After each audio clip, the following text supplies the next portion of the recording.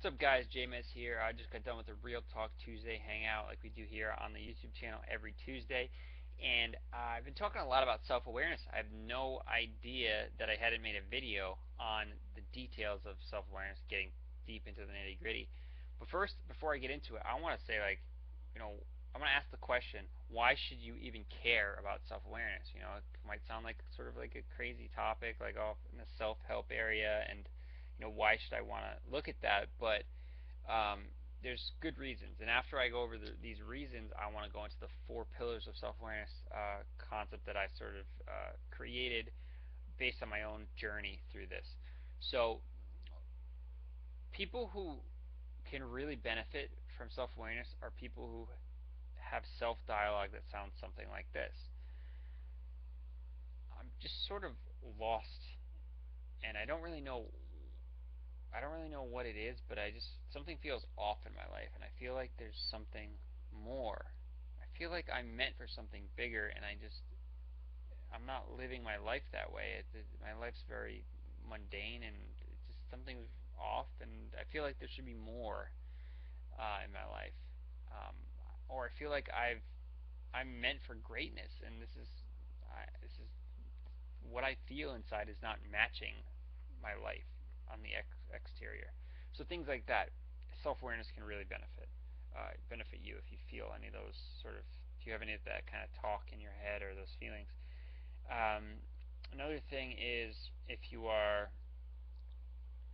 just unclear about anything, if you just have a lack of clarity, if you have problems making decisions, right? So if you have like one road and the other road, and you're sort of like weighing the options, and neither one ever seems clear, and you're just like, oh my god, what do I do? Like, I have to choose between these two, and it's sort of, the decision gets delayed more and more, and it just kind of just lingers on, and you might make a list of pros and cons and all kinds of stuff, but it just feels like, why, this should be easy, this shouldn't be so difficult to make this decision.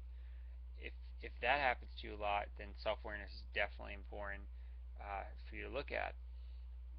And like I mentioned, general clarity. General clarity is like the umbrella over all these things, all these thoughts. So that said, I want to get right into the four pillars, and I'm going to go over these briefly because I'm going to go over these in deeper detail in a later video, later training series, or something along those lines. So pillar number one, your gifts and your strengths. In order to become great, to maximize your abilities, you need to understand what your abilities are. And everybody has been gifted with something. Whether you believe in God or you believe in we came from guppies, I think we can agree that we all have different abilities. And to not understand what your abilities are, you just don't understand how you can become great or how you can really impact the world. Maybe your goal isn't to impact the world, but run, just roll with me with that, because you can kind of insert what you want to do in your life in that spot and just run with it. So if I want to become, for instance, a great guitar player, right? If I just say, oh, I'm going to become a great guitar player, I just decide one day out of the blue, um, and I don't have those abilities, then I can become a really good guitar player, but I can't become a great guitar player. Okay, and that's just what it is. But the good news is that you're normally not, your passion and what you really love to do is usually aligned with what you're great at already, what you can become great at, I should say. So it's not something where you're gonna like absolutely love something and it's like, oh, I just can't be great at that. Usually if you're chasing something that is not something that you're naturally gifted at, it's sort of like an indication that you're sort of on the wrong path, as far as something's missing in your life and things aren't aligned. It's not coming together, because when things come together all together, that's, you can feel it and you know you're in the right place. So um, that's number one. Number two, oh, by the way, gifts and strengths. Look up Strengths Finder. I want to mention some resources for you guys. Strengths Finder is a book, and also comes with an online test type of thing. And not to be confused with something like a career placement test they give you in a public school or something, because that will put you in a box. Everything I share with you is meant to free you, open you up to more possibilities, and it's never limited. It's like a these four pillars are like a multi-dimensional view on what's possible for you and sort of who you are from multiple angles. Okay. All right. So pillar number two is about communication style, but mostly about motivations. So to understand your own motivations should be easy, but to understand that there's people with very different motivations, and this affects how you communicate with people, how people try to get their points across, and primary motivations that people have are being the best.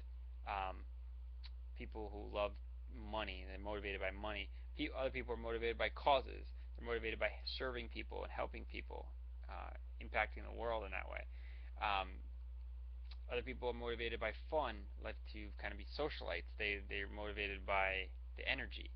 Other people are motivated by logic, facts and figures. Okay, so a good example of this would be if someone's motivated by um, facts and figures, and they're trying to get their point across on why something's such a great thing to do because of all these data and blah blah blah blah.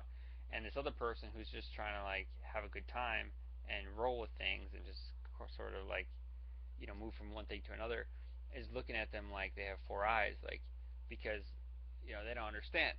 So in these kinds of conversations, people might as well be talking different languages to each other because a lot of times it happens so often once you're really aware of this sort of different motivations and conversation styles is you can see two people trying to get their point across to each other, and it's just not happening, and it's sad. And the most effective communicators are people who are aware of all this, and they are people who can speak the other person's conversational style even when they don't understand that you're different than them.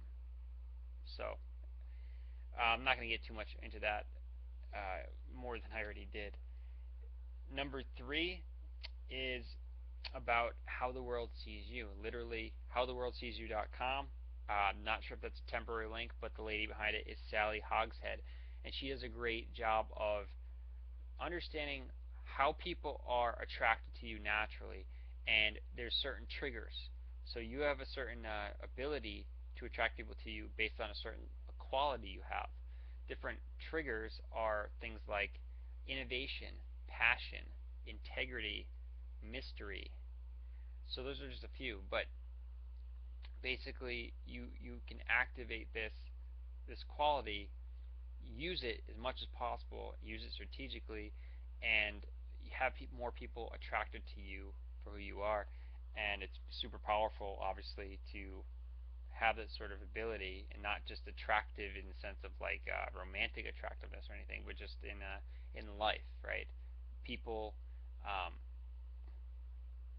people attracted to you can only be a good thing in pretty much any area of your life, right? So the last pillar is something that's more fluid, and that's your personality. And I like to talk about Myers-Briggs Personality Indicator because I think it's the best sort of full uh, full picture of your personality. And what it is basically there's four scales. There's extrovert, introvert. It's a scale, so you're on, or a spectrum. You're on one side or the other, or you're somewhere along it.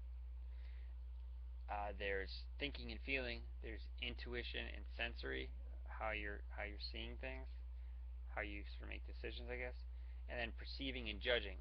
Okay, so you take you take a you take a mixture of each of those spectrums, and you come up with one of 16 sort of titles of who you are.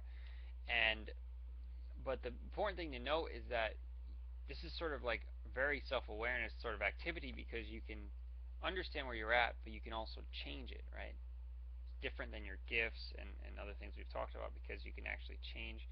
If you're very introverted and you realize that that's okay, that's not worse than being extroverted, but you feel like, oh, maybe I want to become more extroverted so that I can utilize certain things in my life, like how I conversate with people, for instance. So you can start to do things that are going to push you more in one direction, because honestly, it's sort of who you are in your personality is your willingness to be a certain way and your unwillingness to be the other way, and that's the idea of the spectrum. So great resource there, and I hope you got value from this. I'm going to be going into this in a deeper, very much deeper sense in a future video, future training. So with that said, like we always say in the videos, live vision fit. I'm out.